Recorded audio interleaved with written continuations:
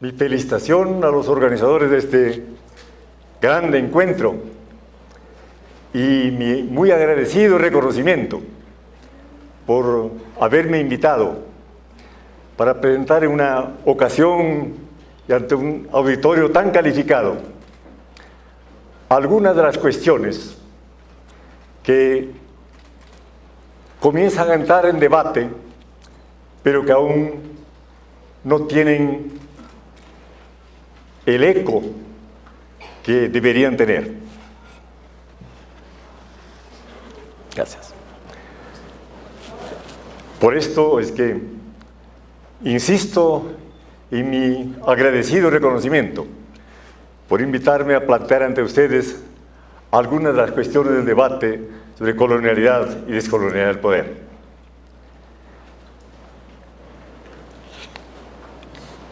Del poder se trata, pues, siempre. Todo el debate de las ciencias sociales latinoamericanas, de toda su historia, está obviamente, necesariamente, atravesada de esta cuestión central, el poder. Y hablando de la colonialidad del poder, exactamente eso es de nuevo lo que hacemos. ¿Por qué colonialidad del poder? Se trata del hecho de que hoy día, globalmente, probablemente el conflicto histórico mayor de nuestro tiempo es exactamente este gran conflicto entre colonialidad y descolonialidad del poder. La colonialidad del poder fue el producto,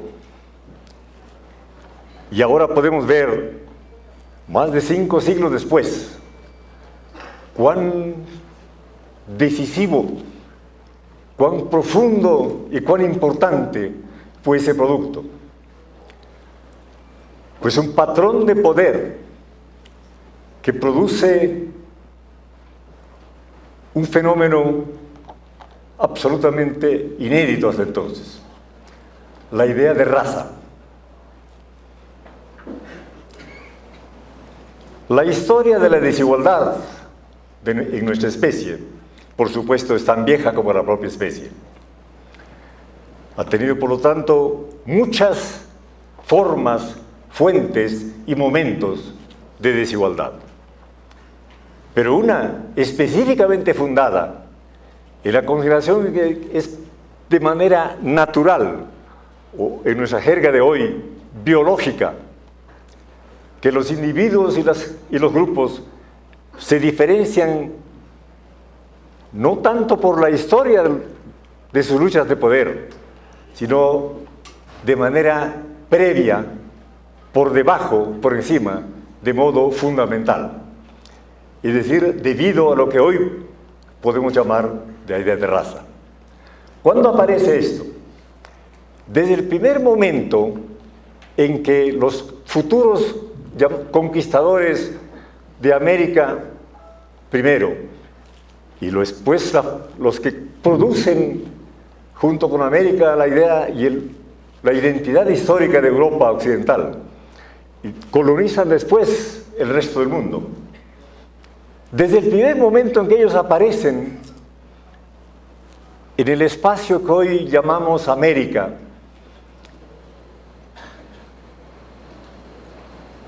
se puede ver esto desde las cartas de Colón, la idea de que hay algo que requiere ser preguntado. No se preguntan quiénes son, qué los hace tan diferentes. Se preguntan qué son.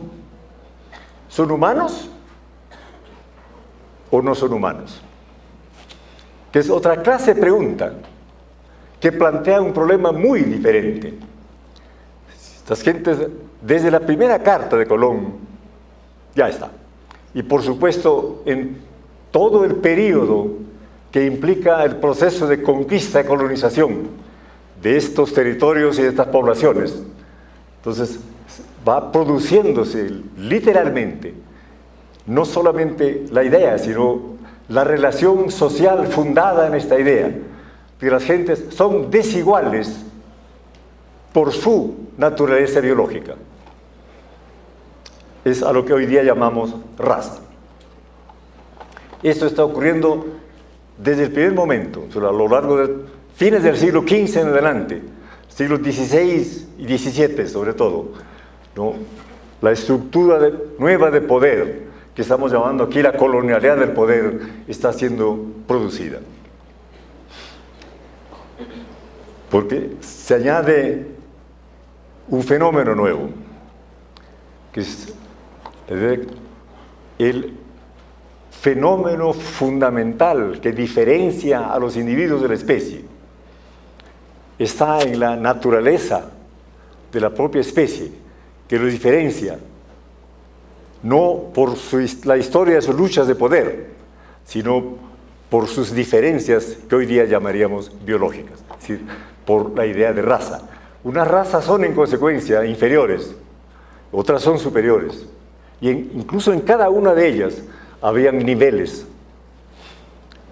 Está en toda la historia del fin del siglo XV en adelante, hasta hoy. No obstante que esta idea de raza ha sido el producto de muchos cambios, sin embargo, no hay duda para mí de que el proceso de constante cambio y producción de relaciones sociales y de relaciones de poder sigue produciendo, complejizando, pero no disolviendo aún la vieja idea de raza. Y esto es lo que estamos proponiendo reconocer con la categoría de colonialidad del poder. ¿Por qué colonialidad? Pues no es lo mismo que decir colonialismo. El colonialismo es una relación de dominación entre identidades, etnicidades diferentes. Pero la colonialidad, no. La colonialidad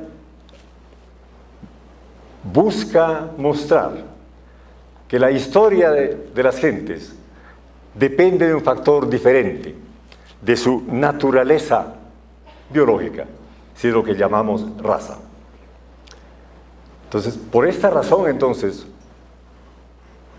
aun cuando la historia del colonialismo ya ha estado terminando, y aún ahora, aunque no ha terminado del todo, sin embargo, se podría decir que el colonialismo no es el problema fundamental de la especie. Sin embargo, dentro de los nuevos países independientes, dentro de los nuevos actores de la historia del poder, las diferencias producidas desde fines del siglo XV en torno de la idea de que las gentes son racialmente constituidas y racialmente organizadas, racialmente diferenciadas, no ha terminado ni termina de ser extinguida. Por eso es que podemos hablar de colonialidad del poder, porque aún los pueblos que son ya victoriosos frente a la dominación colonial de otros pueblos, dentro de sus propias huestes, aún forman parte de un sistema de dominación que sigue estando fundado en la idea de raza. La idea de raza tiene un origen colonial, que no se terminó con la emancipación, la independencia, no se terminó con el anticolonialismo, no solo no se terminó, sino que en muchos ámbitos se hizo mucho más fuerte, mucho más duramente constitutiva de las formas en que las gentes se miran, se consideran y se relacionan entre sí. Este fenómeno llamado raza. Esta idea de raza termina redefiniendo a todas las formas de desigualdad previas, de género, linaje, etnicidades, las redefine por completo. Pasa a ser, en consecuencia, el fenómeno subjetivo y social más duradero y más profundamente inserto en la historia de las relaciones de poder desde fines del siglo XV hasta aquí.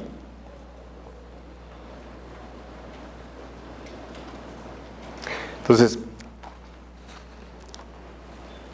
este patrón histórico de poder, que se puede llamar en consecuencia racista,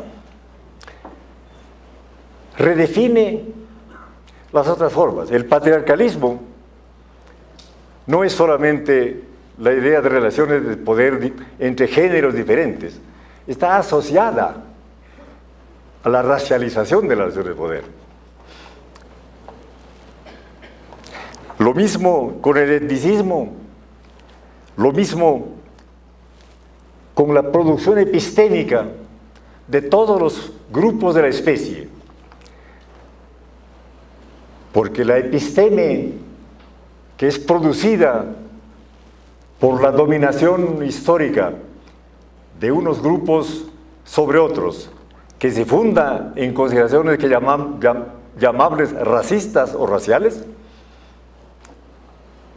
Entonces, esto es una episteme que desde el fines del siglo XV en adelante en América tiene dos fuentes reconocibles.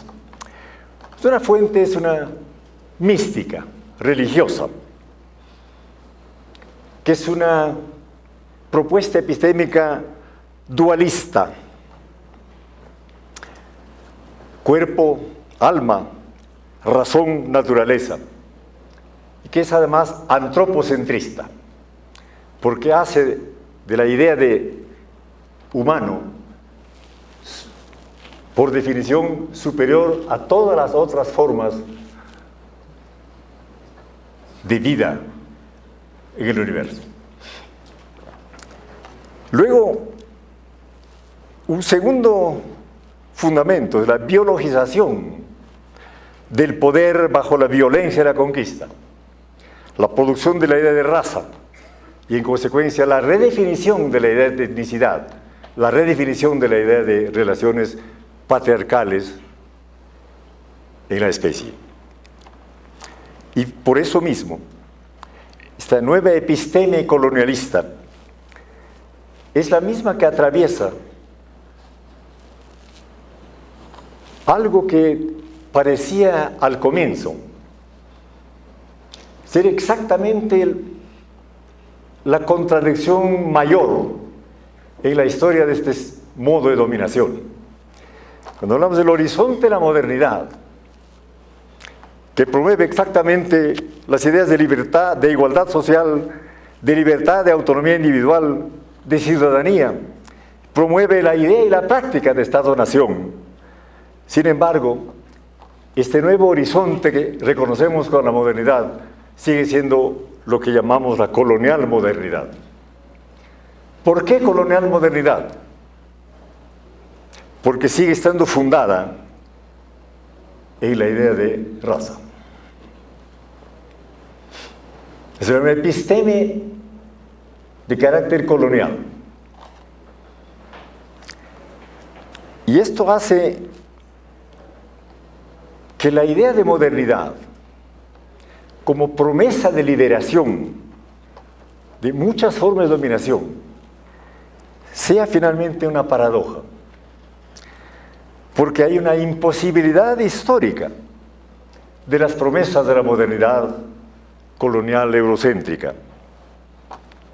¿Por cuál es la promesa principal de la modernidad? La igualdad social de las gentes, como el piso de la libertad individual de ellas. ¿Y por qué esta paradoja? Porque no puede practicarse en las relaciones sociales la igualdad social cuando las relaciones están fundadas en la idea de raza.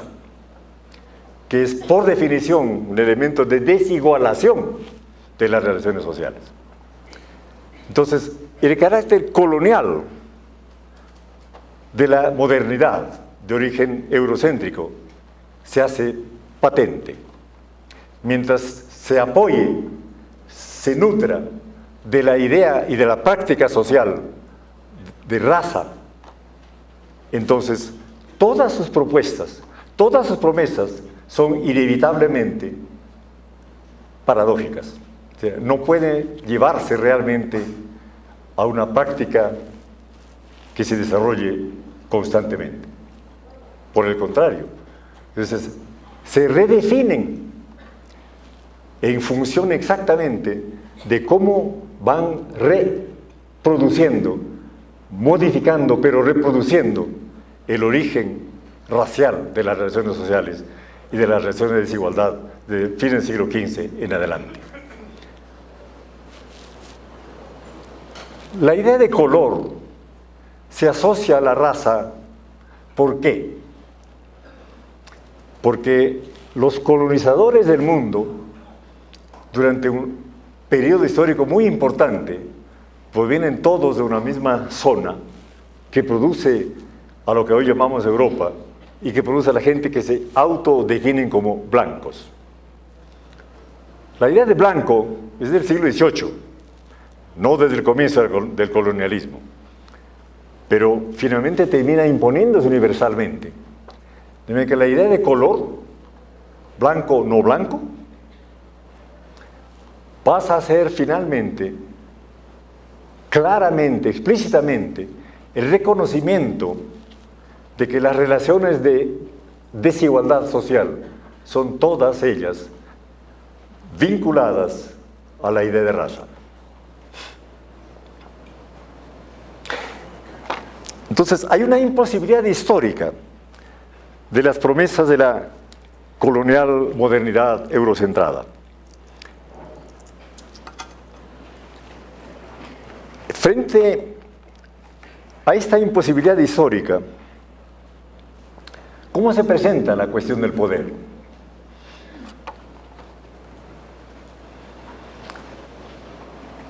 Como estamos iniciando un congreso de científicos sociales, entonces la pregunta es inevitable. ¿Qué pasa con la cuestión del poder en estas condiciones? ¿Qué se puede hacer frente a eso? Hay muchas opciones, pero uno está de acuerdo con las relaciones sociales que son al mismo tiempo relaciones de poder. Por lo tanto, con la desigualdad social. ¿O no se está de acuerdo? ¿Y qué se hace si no está de acuerdo? Se puede uno eliminar. Porque fuera de eso, no hay ningún lugar del universo donde se pueda ir.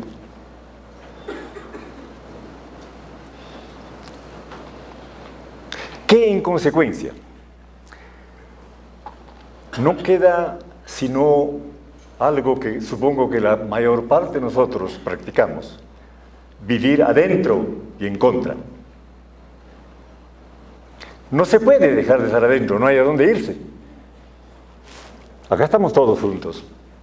Todos vivimos en sociedades donde la desigualdad y el poder están activos todo el tiempo.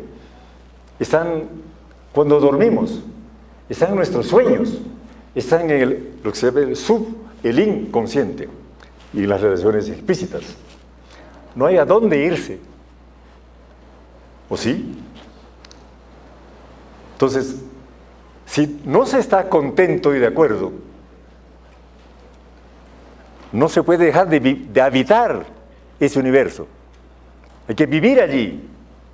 Por eso, lo que se produce, lo que probablemente hacemos, si no todos, la amplia mayoría de quienes estamos aquí en esta reunión, es vivir adentro y en contra.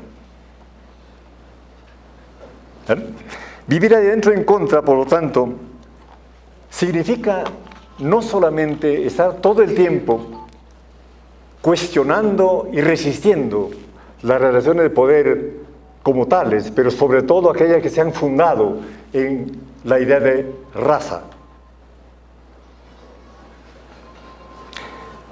Consecuencia, la idea de vivir adentro y en contra implica no solamente la lucha social y política constante, sino significa algo mucho más profundo y permanente. Hay una subversión epistémica constante.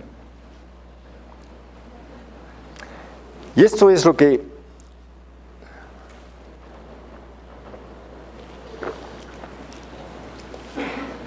creo que está hoy día creciendo en el mundo de los dominados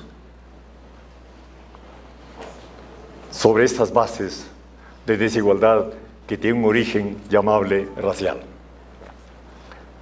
Vivir adentro y en contra lleva a una subversión epistémica necesaria. Entonces la episteme hegemónica es todo el tiempo, constantemente, puesta en cuestión. Es una subversión epistémica que es además productora de otros epistemes. No hay una episteme hegemónica, una, que fue producida por los dominadores colonialistas desde el fines del siglo XVI en adelante. Pero la lucha contra ese episteme dominante no produce una episteme alternativa. Porque esto implicaría otra vez que hay otra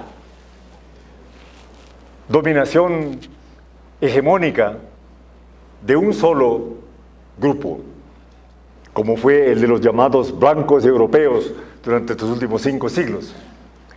Esta posibilidad en la lucha contra el colonialismo y la colonialidad ya no está dada.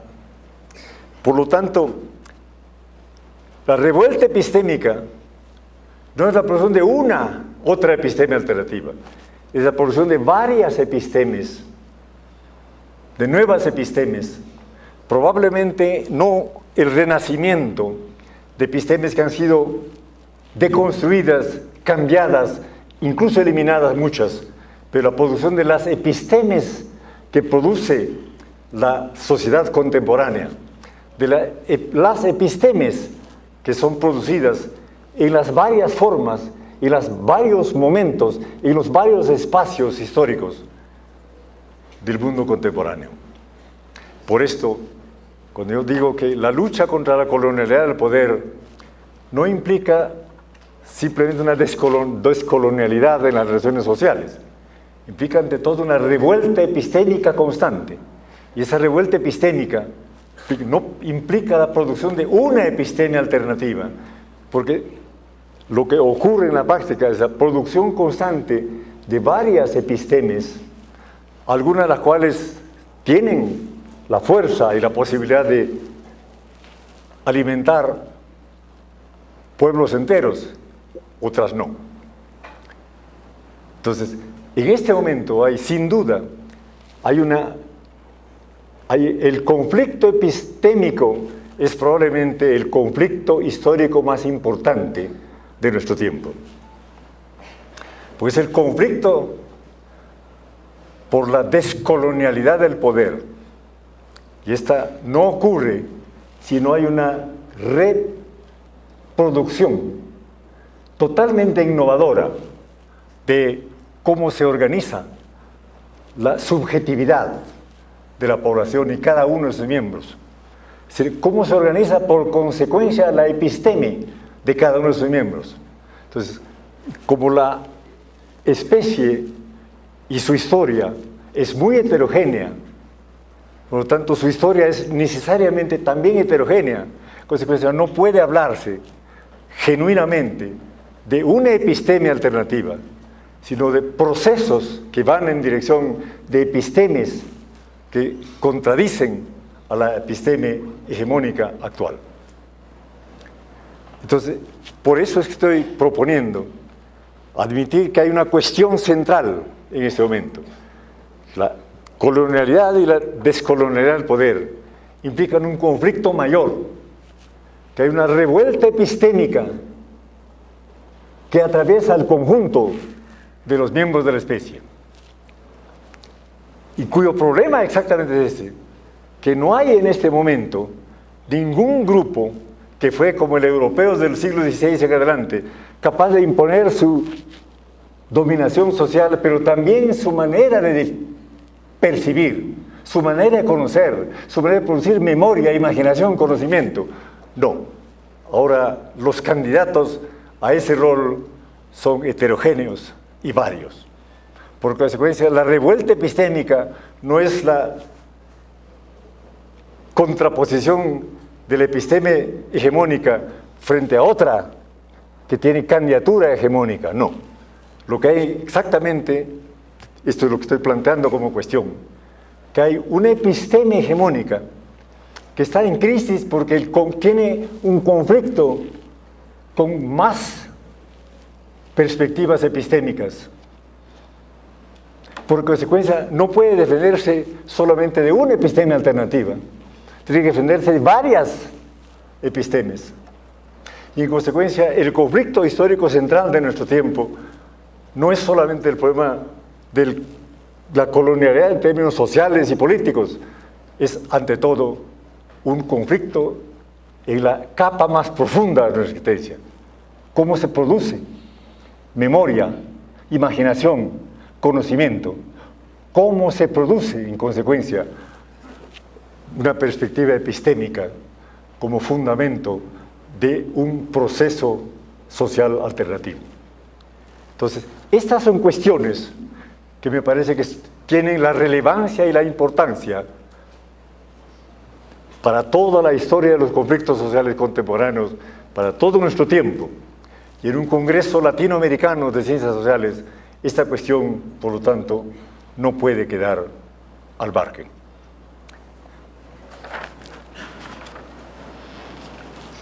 Hay dos otras cuestiones que quiero dejar planteadas antes de terminar.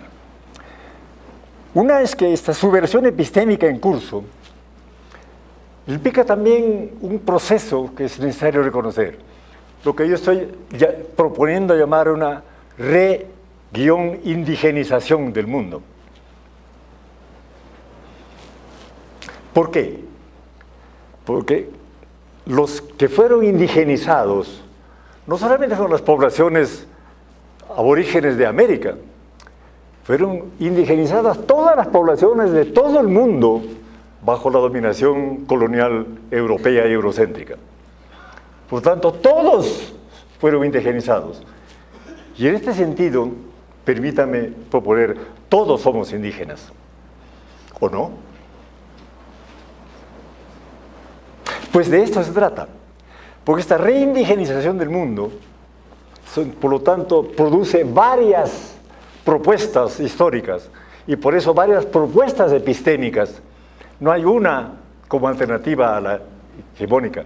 Son varias propuestas. Estamos exactamente en medio de este inmenso torbellino histórico que atraviesa nuestra vida diaria, especialmente en este nivel de la producción de cómo se recuerda, cómo se imagina, cómo se conoce, cómo se percibe, cómo se comunica. Porque es de esto que se trata. Esta reindigenización del mundo, permítame recordárselo, comienza entre fines del siglo XVIII y comienzo del XIX, en un lugar ahora extremadamente pobre, dominado, casi destruido, Haití. Entre 1792 y 1804, en Haití se produce la primera revolución global descolonial de todo el mundo histórico contemporáneo. Permítanme recordarlo. Uno, son no solamente esclavos contra amos, son negros contra blancos. Es la naciente nacionalidad haitiana que está construyendo contra la nacionalidad colonial dominante, la francesa. Son varios cambios de profundidad histórica que están produciendo en ese momento. Y sobre todo, por el hecho de que la revolución haitiana es la única y primera en proclamar que todas las gentes de este mundo son, en ese sentido, iguales. Ahora, imaginen el susto de las minorías, comillas, blancas dominantes, desde Alaska a Tierra del Fuego, frente a este hecho. ¿Qué hubiera pasado en América del Norte, en las Antillas, Brasil, etcétera, si esta idea se hiciera realmente universal y diaria? Por esto, entre Estados Unidos e Inglaterra, con el concurso de todas las fracciones de la fauna dominante de América, de Alaska a Tierra del Fuego, organizaron una inmensa contrarrevolución que destruyó exactamente en sus orígenes la historia del pueblo haitiano. Fue pauperizado, semidestruido, recolonizado hasta hoy.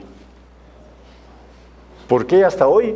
Porque es el momento en que la conciencia de todos nosotros tiene que volver a partir del hecho histórico que tenemos al comienzo de este largo proceso de descolonialidad del poder.